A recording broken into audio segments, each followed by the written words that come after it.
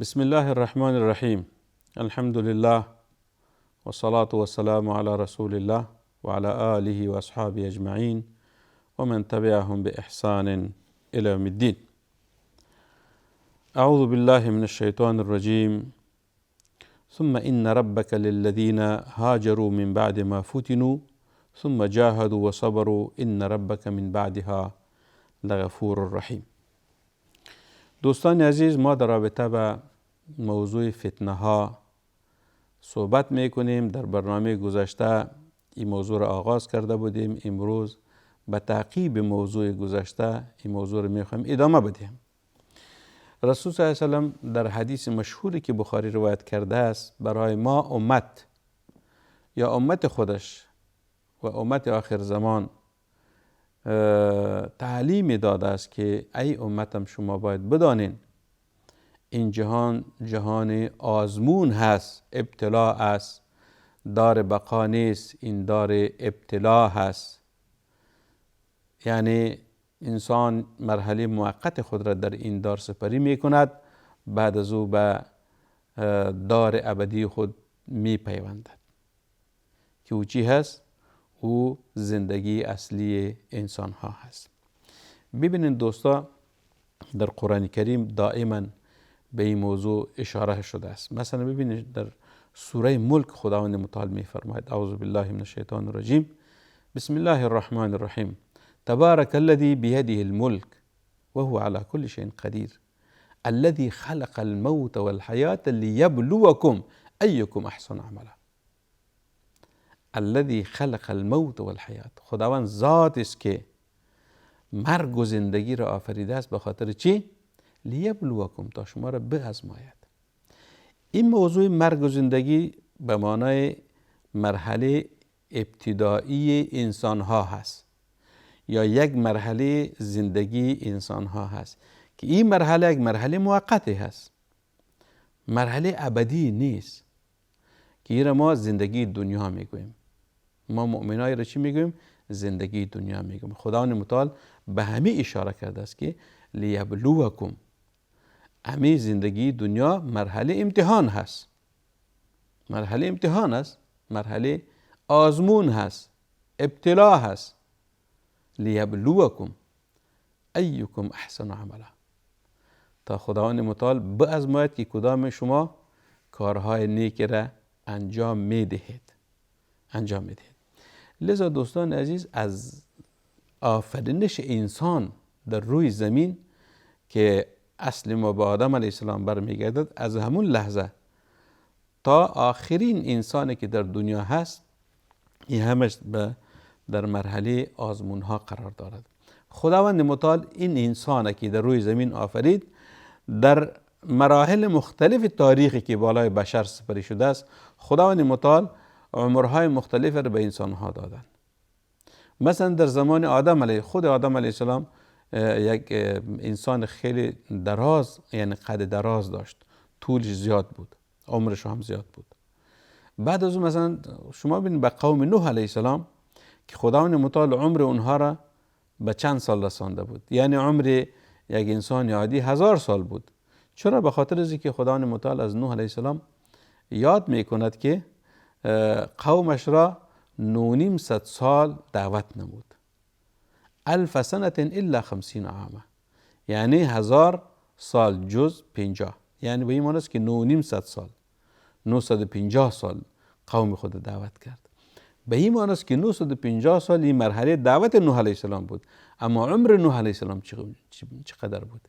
این چی بود؟ یعنی یک مرحله تاریخی بود که بالای این امت گذشته بود که عمرهایشان در طول 1000 سال یا کم و بیش می بود، تا که به این امت مرحله تاریخی بشر رسید که پیامبر صلی الله علیه و سلم فرمودن که اعمار امتی بین 60 و 70 سنه، یعنی عمرهای امت من بین 60 و 70 سال است.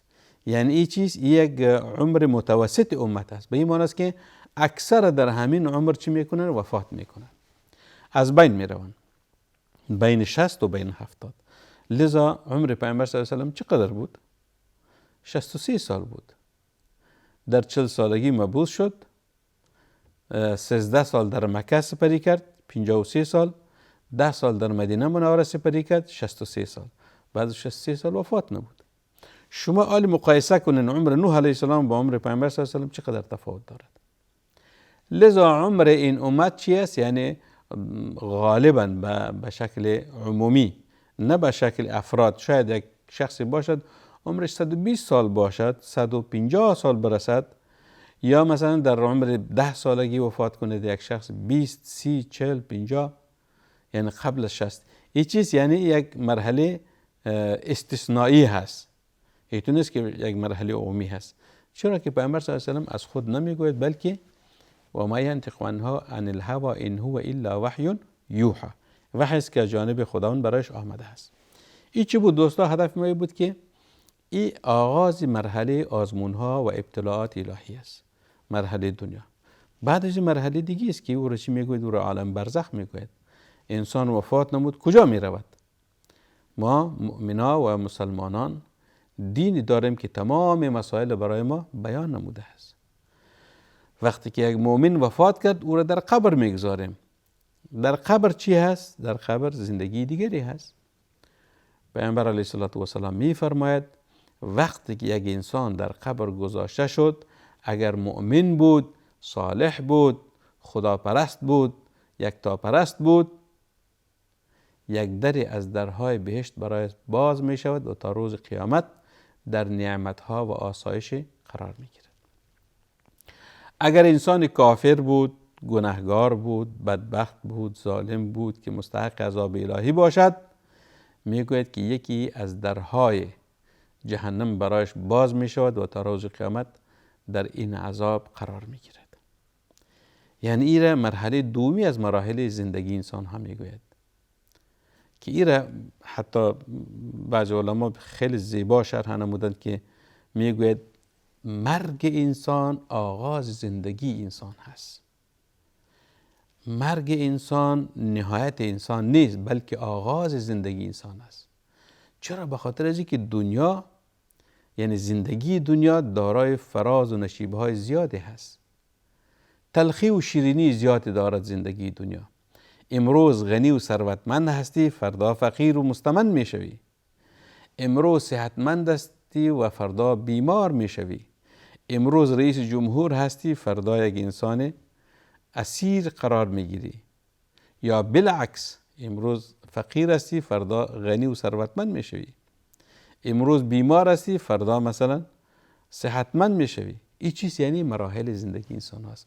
به این معنی است که در دنیا هیچ کسی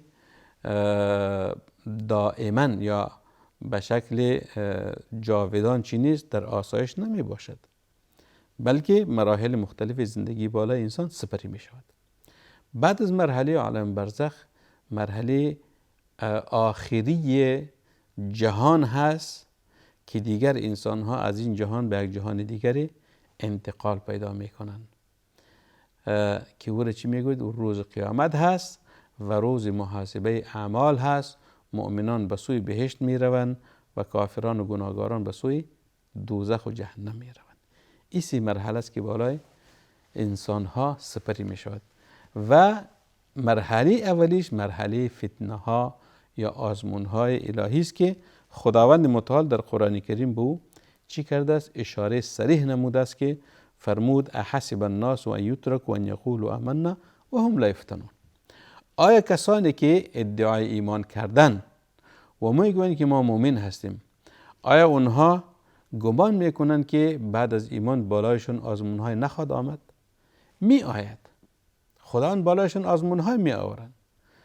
چرا که خداوند متعال بعد از فرمود که ولقد فتنا الذین من قبلهم، قبل از اینها هم ما مردم ابتلا کردیم، در فتنه ها قرار دادیم تا صفهای اهل ایمان و راستگویان از اهل دروغگویان جدا شود. هر کس میگوید که ما مؤمن هستم، ولی وقتی که زمان واقعی رسید در اونجا انسانهای راستین از انسانهای دروغگو جدا می شوند. شما ببینید دوستان، ما در سیرت پیامبر علیه السلام یک مرحله بود که و یا گروهی بود که او را گروه منافقین می گفتند. گروه منافقین می اومدن نماز هم می خواندن، حتی در صف اول نماز می خواندن، نفقه و انفاق هم می کردن، زکات هم می دادن، ولی همش به خاطر چی بود؟ به خاطر ریا.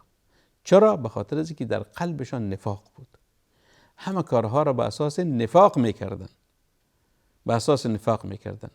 مثل که خدای متعال می فرماید که یراؤون الناس ولا یذکرون الله الا قلیلا. ریاکاری می کردن و خدا را یاد نمی کردن مگر بسیار کم. یعنی به خاطر مردم عبادت می کردن، به خاطر مردم کارهای خوب انجام می دادن. ینفقون و هم کارهون، در سوره توبه خدای متعال می فرماید همین منافقین مالهای خود را خرج می کردن به خاطر ریاکاری، و هم کارهون، در حالی که در دل ناراحت بودن چرا ما این مال از دست ما رفت. یعنی خلاف اهل ایمان، خلاف صحابه راستین و صحابه راستگویان که در ایمانشان راستگو و راستین بودن. صحابه وقتی که انفاق میکردن به بسیار خوشی و در قلبشان احساس چی میکردن؟ رضایت مینمودن، خوش میبودن از اعمالشان، از عباداتشان، از انفاق فی سبیل الله، از تمام کرده هایی که میکردن. پس اینجا دو صف بود، یکی را صف صحابه میگفت، دومیش صف منافقین میگفت. این دو صف بود. حتی وقتی که در غزوات پیامبر صلی الله علیه و آله در مقابل کفار جنگ میکرد، همه صحابه با چی میشدن؟ حرکت میکردن. منافقین هم در صف پیامبر علیه السلام و صحابه میرفتن، ولی صحابه نیتشان چی بود؟ فی سبیل الله بود، به خاطر خداوند بود. اگر زنده برگشتن غازیان هستن، اگر شهید شدن شهدا هستن. منافقین به خاطر دو چیز می رفتن. یکی به خاطر ازی که صفهای مسلمانان را متزلزل بسازن، دوم به خاطر ازی که برای پیامبر صلی الله علیه و آله خود را چنین نشان بدن که ما هم مؤمن هستیم، ما هم مسلمان هستیم، ما هم همان دیگر صحابه هستیم. یعنی به خاطر ریا که جریان خداوند متعال در سوره توبه به شکل تفصیلی برای ما بیان نموده است. پس خداوند متعال همیش وقتی که آزمونها و ابتلاعات خود را بالای بنده هایش می آورد، هدف است که صفها از هم جدا شود، راستگویان از دروغگویان جدا شود. این صف مسلمان ها هست، این صف منافقین هست، این صف راستگویان است و این صف دروغگویان هست. این چیز یعنی یک آزمون شد، یک ابتلای خداوندی شد که خداوند از بنده هایش همی چیزی میکند میخواهد. یعنی خداوند خود میداند که فلان چه قسم آدم است، مؤمن است یا منافق است، کافر است یا فاسق و فاجر هست، یا صالح است یا مثلا فاسد است، چگونه انسان است. این خداوند متعال میداند. ولی به خاطر از اینکه صفها از هم جدا شود، خداوند متعال این آزمونها را بالای انسانها می آورد. این ابتلاعات خداوند متعال بالای بنده های خود می آورد تا صفها از هم جدا شود و مؤمنان واقعی از مؤمنان غیر واقعی جدا شد. در سوره الحجرات خداوند متعال در مورد اعراب می فرماید که در تقریبا آخر سوره الحجرات، اعوذ بالله من الشیطان الرجیم، قالت الاعراب آمنا قل لم تؤمنوا ولكن قولوا اسلمنا ولما يدخل الايمان في قلوبكم وان تطيعوا الله ورسوله لا يلدكم من اعمالكم شيئا ان الله غفور رحیم. قالت الاعراب آمنا، اعراب بادنشینان میگه چی کردن؟ ادعای ایمان کردیم، ما مؤمن هستیم، ما مؤمنان واقعی هستیم. قل لم تؤمنوا، برشان بگوی که نخیر، این مجرد ادعا هست، شما تا حال ایمان نیاوردین. ولما يدخل الايمان في قلوبكم، در قلبتان ایمان داخل نشده، در قلبتان ایمان نیست، ایمان تنها در زبانتان هست. ولكن قولوا اسلمنا. قالت الاعراب آمنا قل لم تؤمنوا ولكن قولوا اسلمنا ولما يدخل الايمان في قلوبكم. بگوین که شما مؤمن نیستین، شما تنها مسلمان هستین. مسلمان به این معنی است که یعنی اعمال ظاهری انجام میدین، ولی قلبتان در اونجا ایمان تا حال داخل نشده است. چرا؟ به خاطر از که مقر ایمان قلب هست. مقر ایمان قلب انسان است. در قلب ایمان جابجا می شود و زبان یا اعمال ظاهری چی می کند؟ نماینگر ایمان قلبی انسان است. وقتی که ایمان در قلب بود، بعد از او انسان اعمال نیک انجام می دهد. اما اگر در قلب ایمان نبود، او انسان چیز ظاهر است، انسان ظاهری است که اعمال ظاهریش برای مردم نمایان میکند، برای قلبش عاری از چی است؟ از ایمان هست. این در مورد اعراب بود که اونها دعوای ایمان کردن و خداوند متعال از اونها ایمان منتفی ساخت و برایشان تنها اسلام نسبت داد. ولکن قولوا اسلمنا. این چی بود دوستان عزیز؟ یعنی هدفی بود که خداوند متعال خواست که صفهای مؤمنان واقعی از مؤمنان غیر واقعی باید جدا باشد. مؤمنان واقعی از غیر مؤمنان واقعی باید چیشان؟ صفهایشان جدا باشد. اینطور نیست که همه در یک صف قرار دارد. لذا خداوند متعال برای بنده های حتی مؤمنش هم درجات دادن. برای بنده های مؤمنش چی داده؟ درجات داده که این درجه از این بندیم است و این درجه از فلانی بندیم است. اعلاترین درجه ایمان از کی است؟ از انبیا و پیامبرا هست که در پیامبرا اعلاترین مقام رسول الله صلی الله علیه وسلم هست. انا سید ولد آدم ولا فخر. قسمی که پیامبر فرمود که من سید فرزندان آدم هستم، یعنی از ما کرده مقام هیچ کسی بلند نیست. ولا فخر، یعنی من به اساس کبر و غرور نمیگم، ولی مقامی است که خدا برای ما داد. ما در بعد از آذان دعا میکنیم آت محمد الوسیله والفضیله و بعثه مقاما محمودا الذی وعدته. ای بار خدای برای محمد صلی الله علیه وسلم مقام محمود، یعنی مقام ستوده شده رو برایش بده و برایش فضیلت و وسیله را نصیب بکن. این چیز یعنی ما برای پیامبر صلی الله علیه و سلم مقام های بسیار بلند از خداوند متعال برایش میخوایم. یعنی چیزی مقام هایی است که خداوند متعال در بنده هایش رو تقسیم نموده هست که برای بعض بنده ها یک مقام میدهد و برای بنده دیگر خود مقام دیگر میدهد. پس دوستان عزیز، این همین شرح آیه متبرکه بود که خداوند متعال برای ما این درس داد که ای اهل ایمان، شما بدون آزمون ها و ابتلاعات الهی از دنیا رفته نمیتونین، بلکه ضروراً باید بالای شما ابتلاعات الهی بیاید تا اهل ایمان واقعی از اهل ایمان غیر واقعی صفهایشان جدا شود. خداوند متعال برای ما ایمان واقعی را نصیب بکند و در ابتلاعات الهی خداوند متعال برای ما شما توفیق پیروزی را نصیب بکند تا از اهل ایمان واقعی باشیم. و صلی الله و سلم و بارک علی سیدنا و نبینا محمد و علی آله و اصحابه اجمعین. والسلام علیکم و رحمت الله و برکاته.